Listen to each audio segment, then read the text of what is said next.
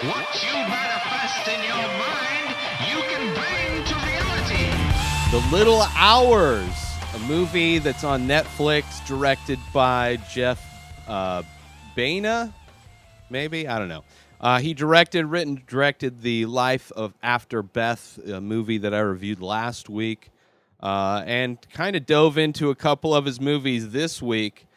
Started off with Joshi, which I'm going to talk about tomorrow, but also this one, The Little Hours, which I had actually watched before on Netflix and revisited the movie because I found out that it was written and at least directed by this director, which I enjoyed. Life After Beth. It was a fun take on the zombie genre. Joshi, completely different, more of like a mumblecore style, which I'll talk about that more tomorrow. He also did I Heart Huckabees, which is a movie I enjoyed, an independent movie I enjoyed a while back. But this one, The Little Hours, I think might be his newest of the films that he's done.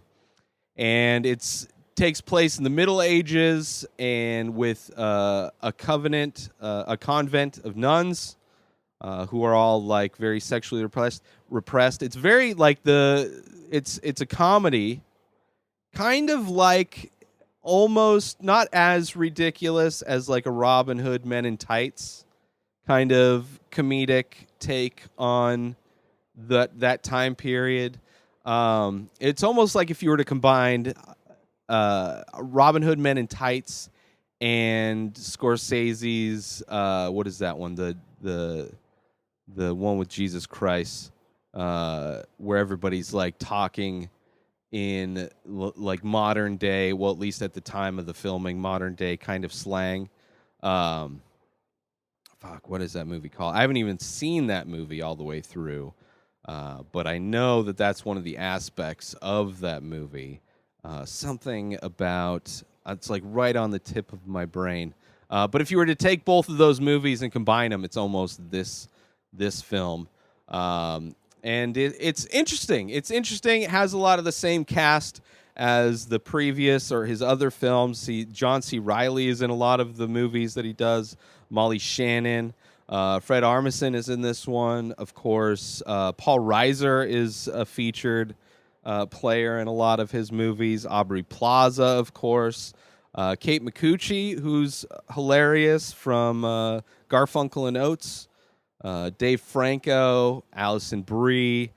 So it's a really good cast. Dave Franco plays a servant who's sleeping with his master's wife and has to flee and takes refuge in this convent as a mute, deaf person.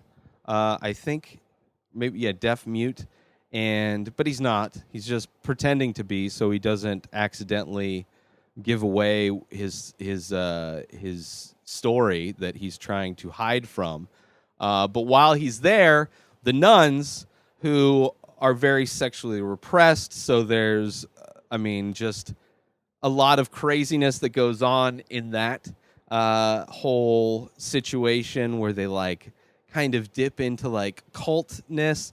It's like it's basically, it's interesting because I'm not a religious person. I dipped into religion a bit in like middle school, high school years of my life, but never really believed. Once you get in it and see kind of once things don't start to add up, and they have a very convenient way of editing the Bible so it kind of fits whatever they feel like believing in. It's a very weird kind of cult situation where they're selling hope and belief for your quote unquote donations. And if you don't donate, then they shame you. At least some churches do. But it's very interesting to see how you would take that kind of cult, especially back in the Middle Ages with convents and things, take that and explore how that would affect just people, women specifically, being put in these convents. When you suppress things that are natural, like sex and hormones and emotions and attraction and just the human desire to want to procreate. And then you put it in a situation where they're told not to, like very similar to like the idea that Catholic schoolgirls tend to be far more sexually active and have more energy in that kind of avenue because it's been repressed so long. And potentially maybe that's what leads to a lot of priests who aren't supposed to be having sex. Maybe that has to do with a lot of priests molesting boys and then the church covering up. I mean, it's just a very disgusting organization overall, designed to control humans, but it's still around. But this movie, it's a fun take on it.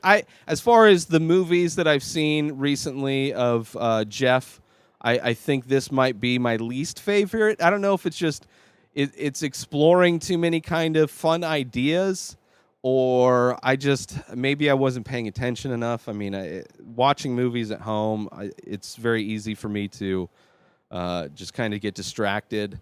Or maybe it's just the setting, because I didn't really like Nacho Libre either, and that's very similar to where he's doing Lucha Libre, but it's also similar kind of, not Middle Ages, but kind of the missions still very steeped in religion. And I don't know, maybe just that aspect of it takes me out of a movie because I'm just so tired.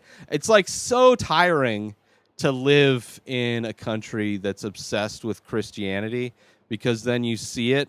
Like, you don't have to be into the shit, but it's just everywhere. Like, there's holidays that are designed around it and merchandise, and it's just like movies and like all of these. It's just like there's so many other religions and things that are way more interesting than Christianity that I wish movies would explore more. But I don't know. For whatever reason, this one didn't click with me as much.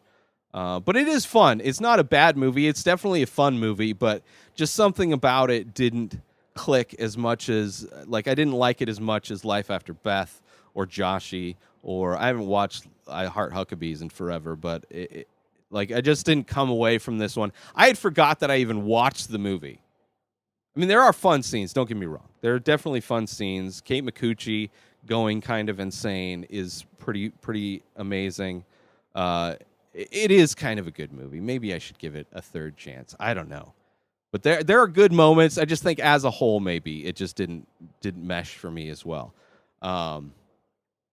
But yeah, it's a fun one. So if you're looking for something fun, interesting, kind of, very similar to how he kind of twisted the zombie genre, this one is kind of, it's a fun take. Let's put it that way. It's very, very much like, the kind of, if you liked the Robin Hood Men in Tights or History of the World Part 1, those kind of movies, it has that kind of that feeling, but in a more of a modern day take on it. Anyway, that's it for this review. Go check out The Little Hours on Netflix. New episodes of The Ray Taylor Show come out every single day. Subscribe on IGTV, YouTube, and everywhere else podcasts are found. Go buy my artwork over at inspireddisorder.com and save 25% when you use coupon code RTS. Follow me on social media at Ray Taylor. Have a wonderful day, everybody. Peace out!